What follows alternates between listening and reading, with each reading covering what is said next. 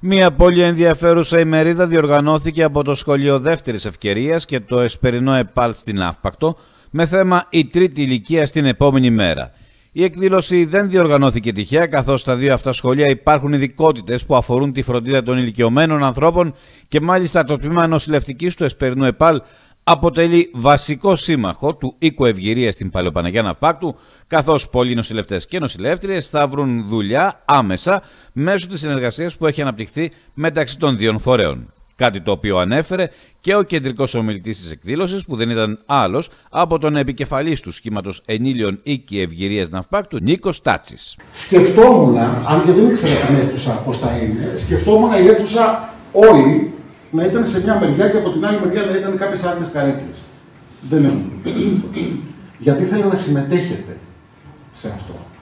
Όσο θα προχωράει η κουβέντα, εδώ θα είναι οι θέσεις των μελλοντικών φροντιστών και από εδώ θα είναι οι θέσεις των ανθρώπων που θα ακούσουν για την τρίτη ηλικία. Και όσο προχωρούσε η κουβέντα, θα ήθελα αυτοί που θα συνεχίζουν να θέλουν να είναι φροντιστές να πάνε από την άδεια μεριά.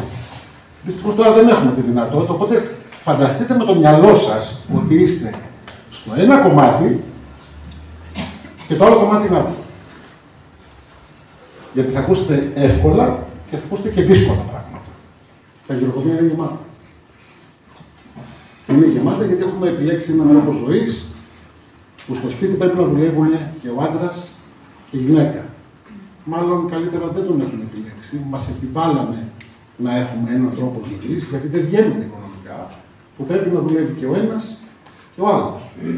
Και ο παππούς δεν έχει τρόπο να μείνει στο σπίτι, είναι επικίνδυνο να μείνει στο σπίτι.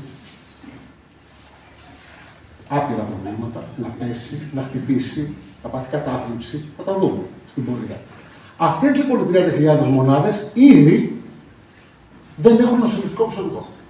Συντηρητικό. Περιμένουμε δηλαδή περίπου 4 με 5 εκατομμύρια ηλικιωμένους τα επόμενα χρόνια και ήδη οι 30.000 μονάδες που υπάρχουν αυτή τη στιγμή στην Ελλάδα, οι 30.000 Έλληνες, που υπάρχουν αυτή τη στιγμή στην Ελλάδα, δεν έχουν νοσηλευτικό προσωπικό. Άρα μιλάμε για μάλλον τη δουλειά του μέλλοντος. Γιατί εγώ άλλο τρόπο δεν μπορώ να βρω.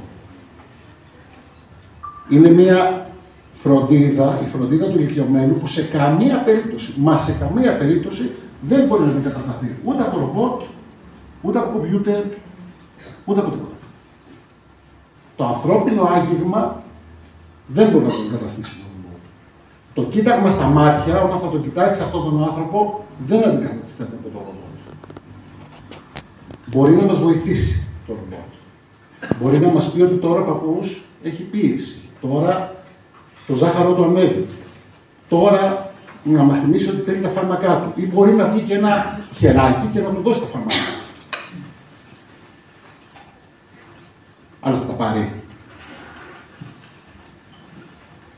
Άντε και βγήκε ένα αυτόματο χεράκι και του έδωσε λοιπόν τα φάρμακα. Θα τα πάρει. Αυτός ο άνθρωπος έχει άνοια. Δεν ξέρει αν είναι μέρα, αν είναι νύχτα. Θα πρέπει να τον χαϊδέψεις, να κερδίσεις την εμπιστοσύνη του, να τον κοιτάξεις στα μάτια, γιατί αυτός ο άνθρωπος έχει μάθει να κοιτάει στα μάτια. Δεν έχει μάθει να κοιτάει αυτά. Ο κύριος Τάτσης δεν παρέλειψε να ευχαριστήσει τους υπεύθυνους των σχολών ανώτερης επαγγελματικής κατάρτισης Ναυπάκτου και ιδιαίτερα των τμήματων βοηθών νοσηλευτικής και στελεχών μονάδων φιλοξενίας, από τις οποίες άντλησε επί της ουσίας το προσωπικό που θα αναλάβει τη φροντίδα των ηλικιωμένων στον οίκο Ευγυρίας. Μάλιστα, όπως είπε ο κύριος Τάτσης, η συνεργασία θα ενταθεί το επόμενο διάστημα. Γιατί θέλετε να γίνετε νοσηλευτές? Γιατί πρέπει να κρατά συναδελφικές ισορροπίες, να μην μαλώνουν ο κόσμος μεταξύ τους. Είναι το μεγάλο πρόβλημα των μονάδων υγείας. Οι σχέσεις μεταξύ του προσωπικού. Να προσπαθείς να ερμηνείς και να εξηγήσεις ό,τι κάνεις στους συγγενείς. Γίναμε όλοι γιατροί, οι γιατροί του YouTube, οι γιατροί του Ιντερνετ. Θα στεκόμαστε στο κάθε ένα. Να σας λέω τι εννοώ στην πρόταση αυτή. Εντάξει. Γιατί υπάρχει έλλειψη δομών σε πανευρωπαϊκό επίπεδο. Αν πούμε λοιπόν ότι στην Ελλάδα, θα σας πω απλά τα νούμερα, αν πούμε λοιπόν ότι στην Ελλάδα είμαστε 10 εκατομμύρια άνθρωποι, θα το υλοποιήσουμε. Ήδη είμαστε 2,5 εκατομμύρια ηλικιωμένοι. Έχουμε 2,5 εκατομμύρια. Και μέσα στα επόμενα χρόνια, όπως είπαμε, αυτό μπορεί να πλησιάσει και το 50%. Ανεπαρκής αριθμός νοσηλευτών και φροντιστών υγείας.